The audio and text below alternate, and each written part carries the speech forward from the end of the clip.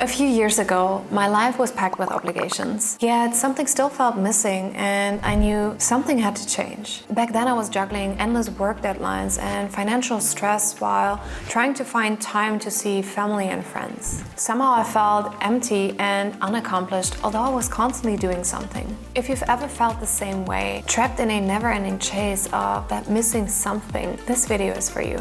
Today I'm sharing the 6 essentialism rules that had the biggest impact on my life, and I truly believe they can do the same for you. Right after my studies, I was moving to a foreign country and city, Amsterdam, the Netherlands. And with that move, I actually started implementing the first rule of essentialism without even knowing. So as I was just packing up my stuff, I had realized how much I had accumulated over the years. Old textbooks from my studies, a huge collection of diddle paper comparable to Pokemon cards, and more clothes than I could ever wear from my fashion retail days.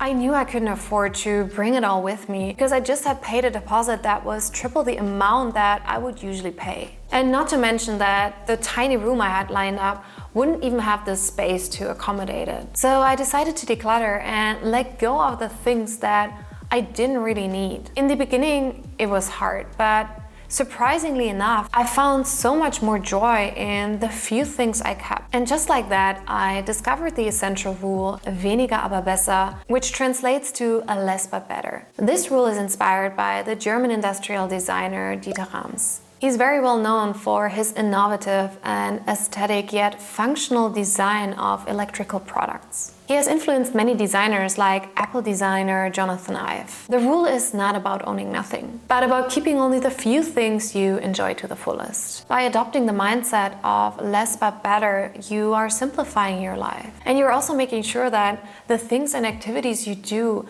have a bigger impact and bring you more satisfaction. It's about getting rid of the excess and focusing on what truly makes you happy and fulfilled. But the concept of less but better is useless if you don't implement the next rule. A few days ago, I was binge watching a Netflix series. About 30 minutes in, I realized that I wasn't enjoying it at all, and yet I kept watching. For some reason, I felt like I had to finish it because I had already invested my valuable time in it. In hindsight, I realized that I was actually wasting my time with watching a series that I didn't even like, and I could have used that time to watch a series that I actually enjoy watching. This is a classic example of sunk cost fallacy. We struggle to stop something because we have already put effort into it, even if it's no longer valuable to us anymore. We are very bad in cutting losses. And this mindset can actually apply to many other things. Projects at work, relationships, or your wardrobe. For example, think about a pair of shoes that you bought on sale because you thought they were a great deal. But now they're uncomfortable and you never wear them. Even though you got them at a discount, holding on to them only because they were a good deal isn't worth it if they're just not useful to you anymore. To tackle the sunk cost fallacy, you can make use of the zero-based owning approach. Imagine you're starting fresh and ask yourself, if I didn't own this item, would I buy it now? With everything I do in life, I started to become more mindful and ask myself, if I weren't already invested in it, would I be willing to pay for it now? If the answer is no, it's okay to let go and make space for things, relationships, and projects that truly matter to you. The next one is probably a rule that is very hard to implement because it doesn't really come natural to us. When I switched teams from direct sales to partner sales, I was tasked with setting up a commercial partner program from scratch for a tech company.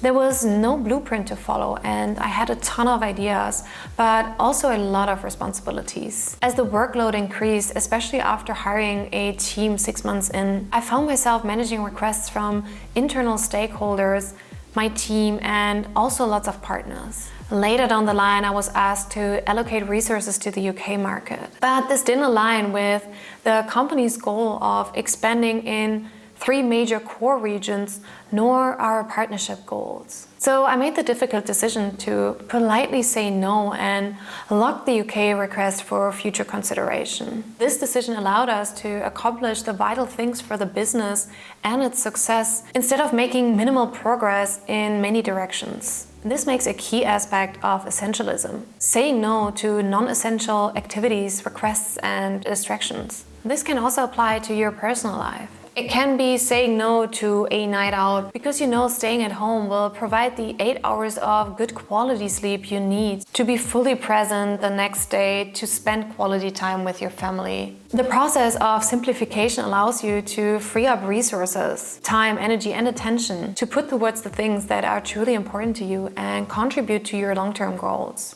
And to quote Warren Buffett, one of the most successful investors and businessmen of all time, the difference between successful people and really successful people is that really successful people say no to almost everything. The next one really hit home for me. The acceptance of trade-offs. It means understanding that every yes means a no somewhere else. So before committing to anything, I made it a habit to ask myself, what am I trading off by saying yes to this? This perspective has helped me avoid overcommitting and spreading myself too thin. Another factor is understanding the concept of opportunity costs to know exactly what you're missing out on. This economic term is widely used in personal finance when speaking about different investment options. For example, if you invest in bonds yielding 3% returns, but the stock market averages 8% annually, your opportunity cost is the 5% difference in potential returns. Every investment choice means giving up the potential benefits of other opportunities, which highlights the importance to choose wisely. But the opportunity cost is not just relevant to the world of investing. It impacts our everyday lives as well. Let's take a simple example. Imagine trying to decide between buying a new smartphone and saving for a vacation.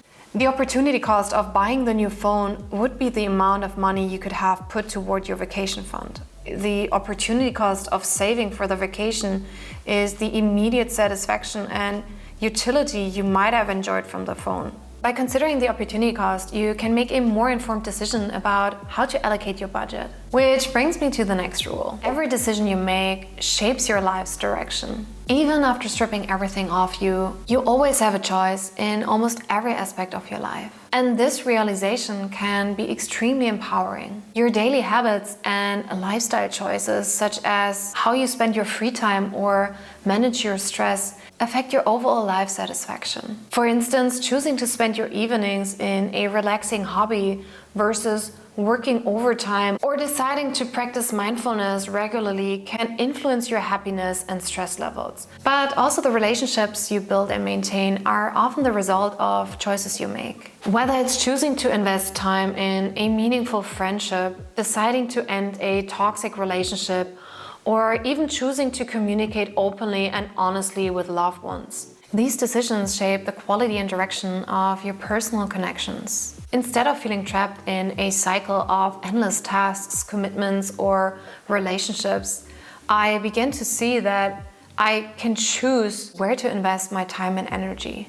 This shift in mindset alone allowed me to be more intentional. Before making any commitment, I now pause and reflect and ask myself, does this align with my core values and long-term goals? If it doesn't, then consider declining or finding an alternative.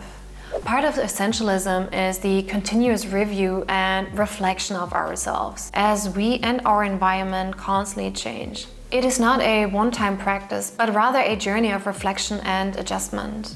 It is a lifestyle that you will start to adopt. And with every lifestyle change, there will be new habits that need to be formed and consistently executed.